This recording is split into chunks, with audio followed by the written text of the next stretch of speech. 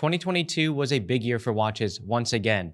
I mean, it was the first time we were able to have Watches and Wonders, and we also had other events such as Omega Days where people got to actually come together, look at watches, and share in this hobby that we all love and enjoy. We also had some crazy memorable moments such as the moon swatch that happened this year. So this year, I'm gonna list my favorite watches from least expensive to most expensive. And these are watches that are either on my wish list or I've already purchased them or I'm trying to purchase them. Now, before we get started, please subscribe to my channel if you love watches. My goal is to hit 20,000 subscribers by the end of 2022. And we're not that far away and I think it's achievable. Now let's get into my favorite watches of 2022. I don't think I'm ever going to hit a point where I stop collecting Seikos, but over the past few years, I've collected too many Seikos, so I've been pumping the brakes on what pieces I collect, and I've been a lot more picky. But there were two Seiko watches that really stood out to me this year. The first one was the Seiko 5 GMT. Now, the modern Seiko 5 is in an interesting phase. It's basically what Seiko modders have been doing for years already,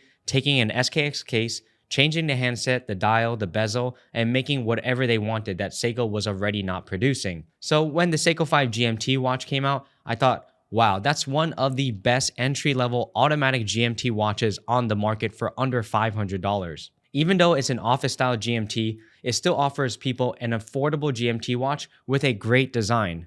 Personally, I love the blue dial color, and I like that the bezel also has half blue and half black, just like what we would see on a watch like the Rolex Batman or Batgirl. Now, Seiko 5 has done a lot of collaborations this year, such as with Naruto, One Piece, Brian May, Rowing Blazers, Street Fighter, but my favorite collaboration that they did this year was the Kozuke Kawamura limited edition. These dials are a cool throwback to Seiko's Sonar dials from the 1960s with the translucent two colors, and it comes in a full brush bracelet. And out of all the Seiko 5 limited editions that came out this year, this has been the most memorable design to me. I love being able to see the day and the date underneath the dial. And I love that the secondary language for the day disc is in Japanese kanji. So I usually leave my watch on Japanese kanji even though I cannot read it, but I can tell when it's Saturday and Sunday because there's a blue Saturday and a red Sunday. If you don't know about why Seiko uses blue Saturdays and red Sundays, I have a video on my channel about why Seiko does this. What I really like about Seiko 5 is that it brings a lot of fun back to collecting.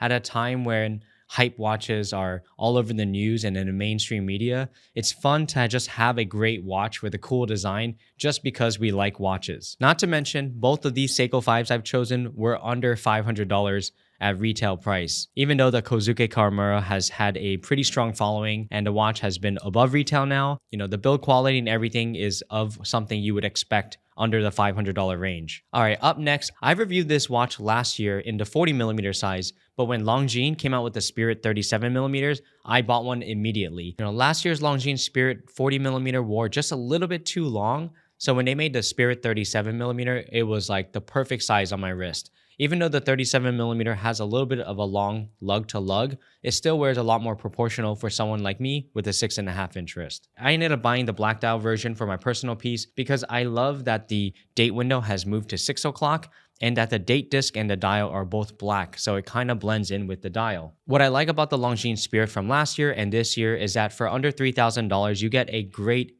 go anywhere, do anything style watch, but in a pilot style design. So you get applied Arabic numerals, super luminova, 100 meter of water resistance, a 72-hour power reserve, and a cost certified movement. And there's also a system to change the bracelet without tools. I took this watch with me on a short weekend vacation in the summer, and it was perfect from the 100 meter water resistance and pretty much matched all my outfits. And something I really like about the Longines Spirit is that it reminds me a lot of the Omega Aquaterra, except about half the price. So if you want a great watch under $3,000 that has a lot of versatility, the Longines Spirit 37 is a great choice. All right, now this is a watch I have not seen in person, but based off the specs alone, I have a feeling I would like this one. So when the Tudor Pelagos 39mm came out, everyone was like, this is literally the perfect dive watch. And it seems like every new watch that Tudor introduces have been very popular, whether it's the Ranger or the new Tudor Blancpain Pro. First, the size on this new Tudor Pelagos is great. It's a 39mm with 11.8mm of thickness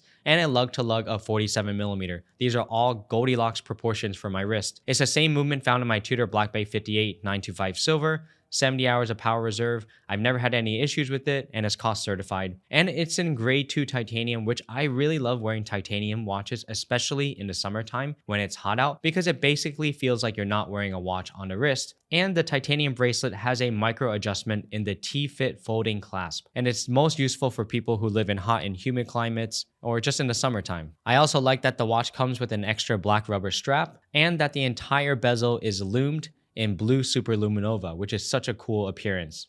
Now, the only nitpicks I have heard about this watch, and I would probably agree if I got to see it in person, is that the dial is a lot more glossy than matte black, which makes the watch a little bit more of a shiny luxury watch versus a utilitarian tool watch. And also, I've heard some people nitpick about the 21mm lug width. That's not really a big deal breaker for me since they already provide you an extra strap, but I thought I mentioned it anyways. I think that the dial has been oversimplified compared to the previous Pelagos, and I would love to see more colors of this watch, such as blue or even gray or white. Personally, for me, when the Tudor Blancpain 58 first came out a couple years ago, I wasn't really interested in it until they made the 925 silver, because that all gray appearance looks so awesome on the wrist, and that's what made me want the watch ultimately. It wasn't the blue dial, wasn't the black dial, wasn't the bronze, it was the 925 silver which sold me. But I'm still leaving the Tudor Pelagos 39mm as one of my favorite watches of the year. I think it's a fantastic release, and it could easily be the perfect diver watch. All right, I had to mention some Grand Seikos, and this was one of the first Grand Seikos mentioned this year in 2022, and that was the Grand Seiko Soko Frost with the new Kurazuri dial. Now, the one I really fell in love with was the SBGH 295. It's a new version of the Kurazuri dial compared to the 2018's SBGA 387. You can really see the sparkling painting texture all over the dial. It's a lot more refined versus in the 387, the Kurazuri has patches of what I would call glacier camouflage. And so it's not as easy to see, and it's a lot more reflective. Where the 295 is like a light blue color, but the hands and the indices have this matte finish over it. So the contrast is a lot better for actually reading the time. On top of that, I've always been a fan of the Grand Seiko 62GS case, which is a 40mm case with a 12.9mm of thickness and a lug-to-lug of 47mm. And it wears great because it has no bezel, and historically it was one of Grand Seiko's first self-winding watches, so they originally had the crown at 4 o'clock to indicate that no hand winding was needed. Now, the modern version has a crown back at 3 o'clock, a screw down crown, and also features a 21mm lug width between the case. But just like the Tudor Pelagos, this watch also comes with an extra strap, this time a gray alligator strap with light blue stitching to match the seconds hand. Now, while I do love the watch and I love the movement to 9S85, the only one thing that might make it a little bit better is if Grand Seiko put the 9R-A5 5-day spring drive into this case. And that's what I'm really hoping for next year in 2023. I love where Grand Seiko's direction has been going with the Evolution 9, the new sport models such as the new Mist Flake, and what Grand Seiko has been pushing for. But I want to see these new movements make its way back to the 62GS, since I think that wears the best, and then you put in one of the best movements, and I think it's pretty much game over. And also, the SBGH 295 is a USA special edition, so it can only be purchased here. But I got some other Grand Seikos that I did love this year as well, which I'll mention a little bit later. All right, next up. Now, when I first saw this watch at Omega Days, I actually didn't care too much about it. I was too fixated on the Omega Aquaterra 38mm and the new colors,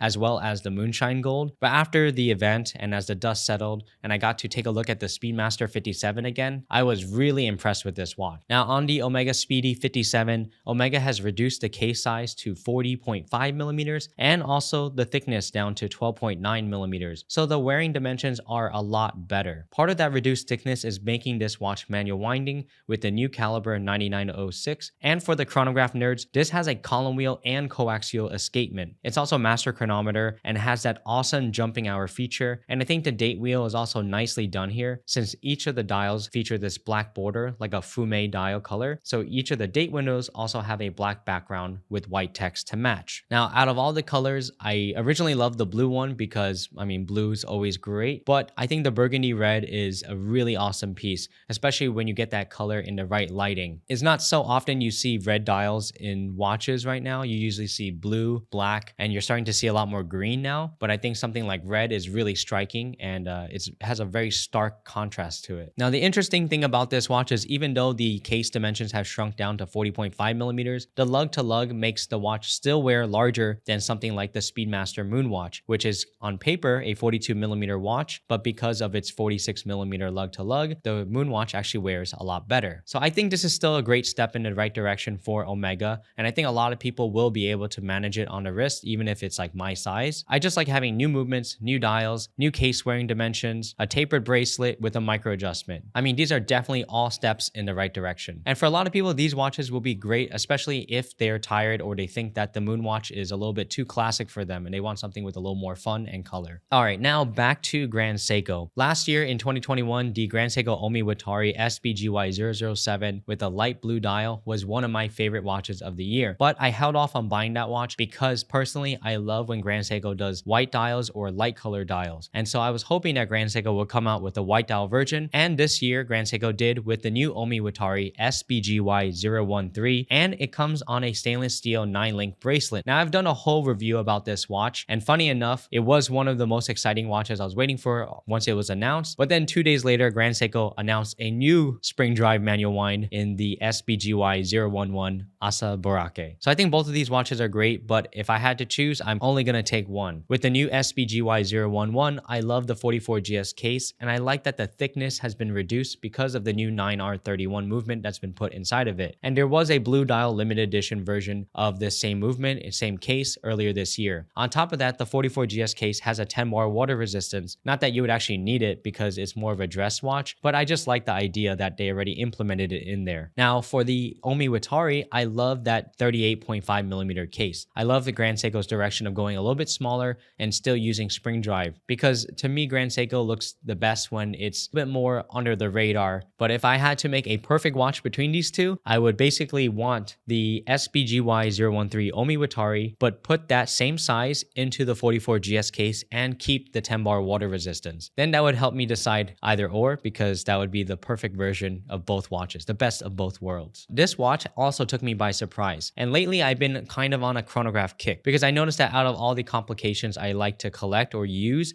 the chronograph is actually the most useful for me day to day. It's more useful than a GMT. I prefer it over a die bezel. 3 of the most sought after items for Black Friday are the AirPod, the Air Fryer, and the Air Command from Blancpain. Not only does Blancpain produce this Air Command in 42 millimeter in titanium or 18K red gold, but now they do it in 36 millimeters just because they can. And originally the Air Command was born in also the 1950s after the 50 Fathoms success with Navy, and Blancpain wanted to produce a new model for the Air Force. Now, everything on the Blancpain Air Command has a purpose. It's a flyback chronograph function for timing events. So when you start the chronograph, you can reset by hitting the bottom pusher without stopping the chronograph. There's also a bi-directional ceramic countdown bezel, which originally was used on military watches to coordinate strikes. And I love that the watch has a ton of blue superluminova all over the case and the dial. Now, what's also interesting about the titanium is that it is in grade 2-3. And the main difference between the 36 millimeter and the 42 millimeter is actually in the movement. The 36 millimeter Air Command uses a 3 Hertz frequency as opposed to the 42 millimeters high beat frequency of 5 Hertz. That means the 36 millimeters suffers from having a little bit shorter of a power reserve, but at least there's no date on this watch, so it's easy to just wind up and set the time and go. Now, I love the 36 millimeter, not just because it's the size that fits me better between that and the 42 millimeter, but also because it's a very discreet watch that pretty much just tucks itself away when not needed. And also, if you get it in titanium, it's super light on the wrist, barely feels like you're even wearing a watch. And out of all the complications, I prefer chronographs, especially chronographs like this that can count over 12 hours, because a lot of the fun and enjoyment I have with chronographs is timing road trips, airplane rides, movies, cooking, things that take over an hour. So usually my pet peeve with chronographs is if they do not count up to an hour, which then the duration is more like a standard unidirectional diving bezel. On top of the size, my favorite part is that there's multiple ways to time different events. Let's say I park my car, I can time it with my chronograph, and then I go to a restaurant to put down my reservation. Now I can use the countdown bezel to count out how long it takes me to get a seat. At the same time, I can also time how long my parking meter is. So it's just little stuff like that that gets watch nerds like me pretty excited about using their tools like this. Okay, now we're getting into Grail watch territory. Now this year in 2022, Audemars Piguet celebrated their 50th anniversary of the iconic Royal Oak. They brought in new movements, new designs, and also a new 50 years oscillating weight. And I've always been in love with the 37mm Royal Oak because that watch fits my wrist perfectly. Because of the integrated bracelet, that watch fits somewhere closer to a 39mm. And my favorite color on the Royal Oak actually is the gray ruthenium dial, just because I love that tone-on-tone look. And because last year when I purchased the Cartier Santos, I realized that one of the most enjoyments I have with that watch is being able to mix and match with different outfits with very little effort. I find that sometimes having a blue dial or a color dial is a little bit harder to match with different clothing, whereas a gray dial or a white dial is just pretty much universally always going to work no matter the situation. Aside from that, AP changed up the dial. They took off the applied AP on the dial and just left Audemars Piguet, and they took off the text automatic down at 6 o'clock. So the dial is a little more simple, but still doesn't bother me because the watch looks great, and those are things I can easily overlook if I could buy this watch. There's also a new caliber 5900 with a 60-hour power reserve and a gold tone rhodium rotor. There's also the new update that the new AP Royal Oaks, at least in the 37mm, do not have screw down crowns anymore. Not that I would want to take it into water since it only has a 5-bar water resistance, but it's just a little update from the previous 15450. And then on top of that, the vertical brushing, the finishing on the case, the bracelet, and that beautiful taper looks so wonderful and very comfortable on the wrist to wear. The other AP Royal Oak that was high on my list is the 38mm Royal Oak chronograph. This watch actually fits really well despite it having an integrated bracelet. It does wear a little bit larger, obviously, because you're using a chronograph feature on it, but I still love the gray tone-on-tone look on this watch as well. And I like when watches can make chronographs and other complications in smaller case sizes. Both of them very high on my list. I hope I can get one soon. And some people say that every serious watch collector should pick up a Royal Oak at least once in their collecting journey. So I hope to live up to that quote-unquote rule. All right, another watch I was enamored with at Omega Days was the Omega Moonshine Gold with the green dial. First, it's everything we already love and enjoy about the classic Moonwatch, but now in 18 karat moonshine yellow gold, and the green PVD dial creates such an awesome color palette together. As soon as I saw that watch at Omega Days, I was literally like, take my money.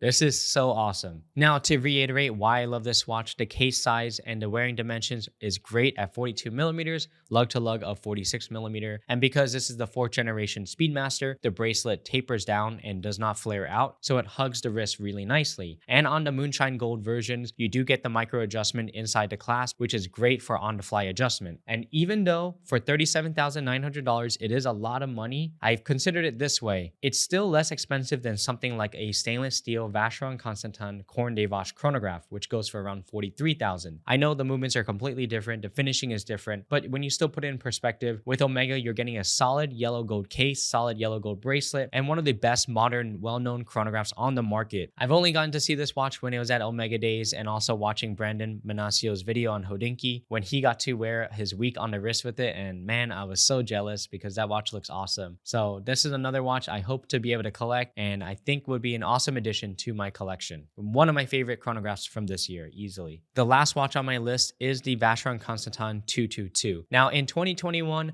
a lot of VC nerds and I were all speculating that Vacheron was going to revive the legendary 222, which at the time was the response from Vacheron Constantin to other brands like Audemars Piguet Royal Oak and the Patek Philippe Nautilus's sport watches with integrated bracelets. So the 222 was born with a different designer by the name of George Hisek instead of Gerald Genta.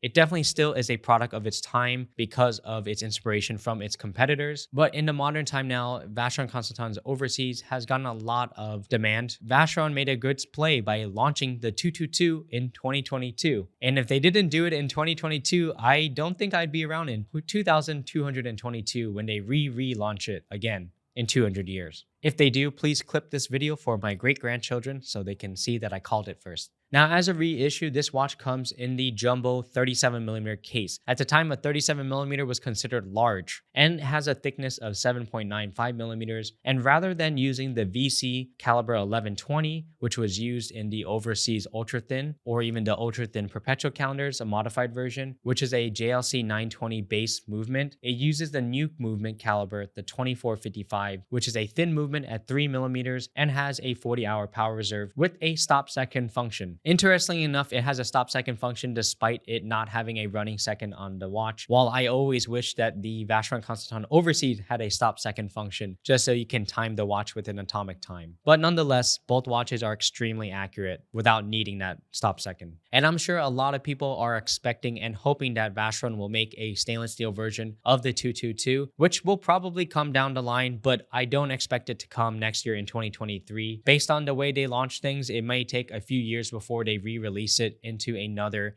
material. Since Vacheron is an exclusive high-end watch brand and their slogan is literally one of not many. And I do want to mention that I do have some honorable mentions of watches that launched this year that were very exciting, but not necessarily watches that I'm looking forward to purchasing myself. The first one is the Moon Swatch. I think the Moon Swatch was a great release from Swatch because they basically took the Omega Moonwatch and made it accessible to anyone. And I think that, and when I get to see like articles or pictures of kids who actually get to wear the Moon Swatch, I think they're like the best target audience for this watch, along with just people who like the watch and want something that's like a beater version of the Omega Moonwatch. Now, in no way do I think Omega is cheapening its brand by doing that, because the same year, Omega also launched the most expensive Speedmaster, the $450,000 Speedmaster Chrono Chime. Now, obviously, this watch would not wear well on my wrist at all, so that's why it's nowhere on my list of actually wanting to try it on or buy it, which is an absurd amount of money for one watch. But I still think it was kind of cool that Omega came in guns blazing this year. One of the least expensive watches on the market, even though it's not officially an Omega watch, it's more of a Swatch watch. And then the most expensive Omega Speedmaster as well. And those are my favorite watches of this year. Let me know in the comments below what your favorite watches of the year was, and if there's any watches that you think I should take a look at. Please subscribe if you're new here. I really want to break my 20,000 subscriber goal by the end of this year, and I really believe I could do it, and it'll be a nice way to tie up 2022. And I hope everyone has a safe and happy holiday. Spend time with family and friends, and take care of yourself, and I'll see you next year in 2023. Bye.